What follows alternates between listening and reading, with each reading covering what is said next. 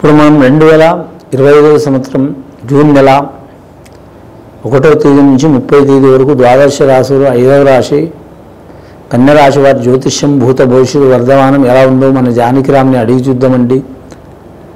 జానకిరామ్ ప్రశ్న శాస్త్రంలో ఎలా ఉంది? కన్య రాశి వారి జాతకం ప్రయత్న యోగం బలం తరించిన కార్యం అనుకున్న కోరిక చేసే పనిది నమ్మిన పనిది చదువు విద్య ఉద్యోగంది వ్యాపారంది కష్టబలంది నిష్ఠుర బలంది ఉద్యోగ బలంది వ్యాపార బలంది చదువు బలంది కళ్యాణ బలంది సంసార బలంది కుటుంబ బలంది ఆరోగ్య యోగంది అనుకున్న కోరికది చేసే పనిది ఇల్లు జాగా భూమిది రియల్ ఎస్టేట్ రంగంది రాజకీయ రంగంది బిజినెస్ రంగంది స్టాక్ మార్కెట్ రంగంది ఇసుకదంతం ఏకదంతం అనేకదంతం యోగబలంది కోరుకున్న యోగబలంది లక్ష్మీకళ యోగబలంది మునకళ యోగబలంది చూడు.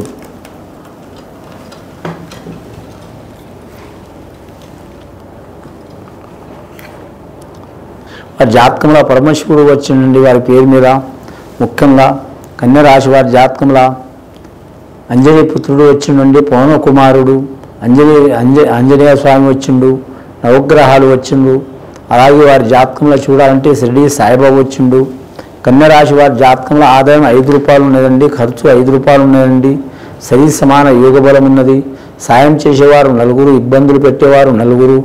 వారి జాతకంలో గ్రహాలు చూడాలంటే 9 గ్రహాల్లో 7 గ్రహాలు అనుకూలంగా ఉన్నాయండి, 2 గ్రహాలు అనుకూలంగా లేవండి. 7 గ్రహాలు అనుకూలంగా ఉన్నాయంటే గురుగ్రహం అనుకూలం ఉన్నది. గురుగ్రహం అనుకూలంగా ఉన్నందువలన వారికి ఏదో రకంగా ధనం అందుతూనే ఉంటుంది.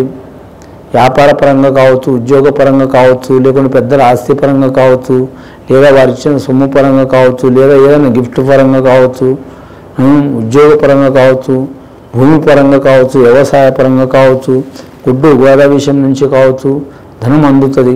సంతానకారకుడు, సంసారకారకుడు, కుటుంబకారకుడు, ధనకారకుడు గురుడు అనుకూలంగా ఉంది కాబట్టి వారు ఎక్కడ పోయినా వారి పేరు ప్రఖ్యాతులు సంపాదించుకునే అవకాశం ఉంది. వారి జాతకంలో శత్రువుల్లో పోయినా మిత్రుల్లో పోయినా తెలిసొచ్చే అవకాశం ఉంటుందండి.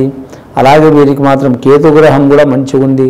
కేతుగ్రహం మంచిగా ఉన్నందువలన ఎక్కడ పోయినా వీరికి దైవం సహకారం ఉంటుందండి. దేవుడు కొందరు మాత్రం సంవత్సరాలు తరబడి కనబడ్డ రాయిని మొక్కుతూనే ఉంటారు, అయినా సరే వారికి మంచి జరగదండి. ఎప్పుడు ఇబ్బందులే ఉంటాయి, ఎప్పుడు దరిద్ర బాధనే ఉంటుంది. తినటానికి ఓసారి వీలు కూడా ఉండదు. అన్నం ఉన్నప్పుడు ఆకలేదు, ఆకలేసినప్పుడు ఇంత ముద్ద కూడా దిగదు. అలాగే 1 రూపాయి కూడా బరకత ఉండదు. వేలలో సంపాదిస్తే 1 రూపాయి కూడా నిలబడదు. ఇల్లు చూస్తే అడిగి చూసి ఇల్లుంటే అనిపిస్తుంది. దేశ దిమ్మర్ లెక్క తిరుగుతూనే ఉంటాడు. ఎన్ని పూజలు చేసినా కూడా వాళ్ళకి ఇబ్బంది అనిపిస్తుంది. దేవుడా మాకెందుకు ఈ బాధ అనుకుంటారు. కానీ అలా ఇబ్బందులు పెట్టడం కారణం ఏంటంటే కేతుగ్రహం బాగలేకపోవటం, నవగ్రహ సంచార బలం బాగలేకపోవటం, శాస్త్రయోగంలో బాగలేకపోవటం. అలాగే మనం పూర్వకాలంలో చేసుకున్న కొన్ని పాపపుణ్యాలు కూడా ఉంటాయి దానివలన ఎన్ని పూజలు చేసినా కూడా మనకు ఫలితం ఉండదు. కానీ ఈ రాశి వారి కేతుగ్రహం బాగుంది కాబట్టి వీరు ఎంత మంచి చేసిన వారు కూడా ఉంటారు, చెడు చేసిన వారు కూడా ఉంటారు. మానవ జన్మ సహజ లక్షణం ఏంటంటే తెలియకుండా పాపం కూడా చేస్తారు, తెలిసి మంచి కూడా చేస్తారు, తెలియకుండా కూడా మంచి చేస్తారు. ఈ గ్రహం మంచిగా ఉన్నందువలన, కేతుగ్రహం మంచిగా ఉన్నందువలన ఏ దేవుడు పోయినా మొక్కినా పూజ చేసినా వెంటనే ఫలితం ఇస్తుంది.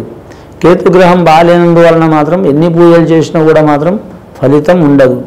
అయినా సరే తిరుగుతూనే ఉంటారు వారు. ఆశ అది, ఆ భగవంతుడు పరీక్ష పెడతారు. ఒక రకంగా వారికి మంచిదే, వీరికి మంచిదే.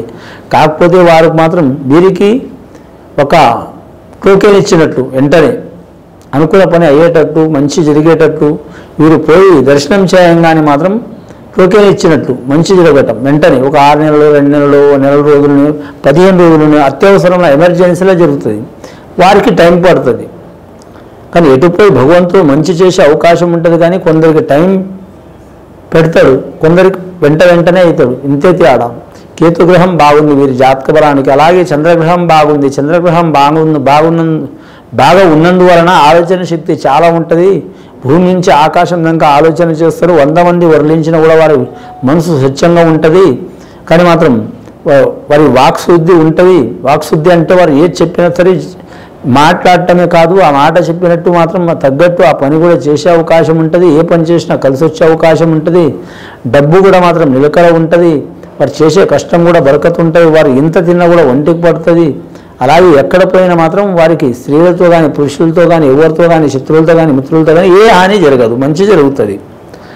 కానీ నాలుగవది మాత్రం కుజుడు మంచిగా ఉండు. కుజగ్రహం మంచిగా ఉన్నందువలన భూమి కొనటం కానీ అమ్మడం కానీ తీసుకోవడం కానీ ఏదైనా సరే గొడవల్లో పోవటం కానీ రాజకీయ రంగంలో పోవటం కానీ కోర్టు కేసుల్లో పోవటం కానీ అన్నదమ్ముల గొడవల్లో పోవటం కానీ రక్తశుద్ధి కానీ వీటికి మంచిగా అవుతుంది. కుజుడు మంచిగా లేకుంటే అన్నదమ్ములతో గొడవలు రావటం కానీ భార్యభర్తలతో విభేదాలు రావటం కానీ భూమి నష్టం కావటం కానీ రక్తం లేకపోవటం కానీ రుణ చిక్కులు రావటం కానీ ఇలాంటి సంఘటనలు జరుగుతూ ఉంటాయి.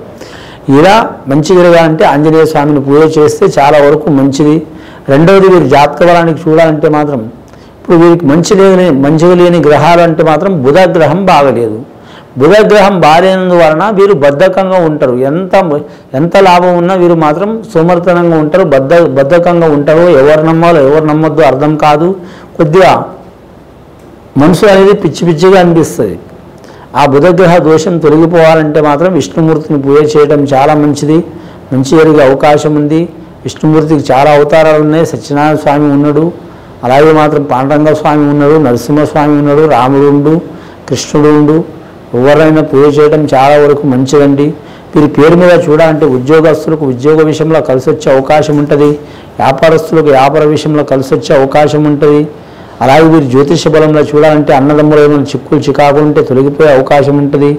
కళ్యాణం కాని వారికి సత్సంతానం కలిసి వస్తుంది, సత్ కళ్యాణం కూడా కలిసి వస్తుంది. అలాగే వీరి పేరు మీద మాత్రం గృహం నిర్మాణం కొనాలి అనుకునేవారు టైం తీసుకోవడం మంచిది. రాజకీయ నాయకులకైతే తిరుగు ఉండదు. అధికార పక్షం కావచ్చు లేదా మాత్రం ప్రతిపక్షం కావచ్చు స్వపక్షం కావచ్చు కలిసి వచ్చే అవకాశం ఉంటుంది. అలాగే వీరి పేరు మీద చూడాలంటే మాత్రం రెవెన్యూ రంగంలో ఉద్యోగం చేస్తున్న వారికి ఇబ్బందులు తప్పవండి. రక్షణ రంగంలో ఉన్న వారికి కలిసి వచ్చే అవకాశం ఉంటుంది. అలాగే కళాకారులకు కలిసి వచ్చే అవకాశం ఉంటుంది. క్రీడాకారులకు కలిసి వచ్చే అవకాశం ఉంటుంది. విదేశానం వెళ్ళాలనుకునే వారికి చిక్కులు చికాకులు తప్పవు. కానీ వీరికి గత కొన్ని సంవత్సరాల నుంచి పడుతున్న చిక్కులు చికాకులు దారిద్ర్య బాధలు తొలగిపోవాలంటే మాత్రం వీరు నమ్ముకున్న జ్యోతిష్యులు ఎవరి కాడైనా శాంతి చేపించుకోవచ్చు లేదా సద్బ్రాహ్మణుల కాడ చేపించుకోవచ్చు.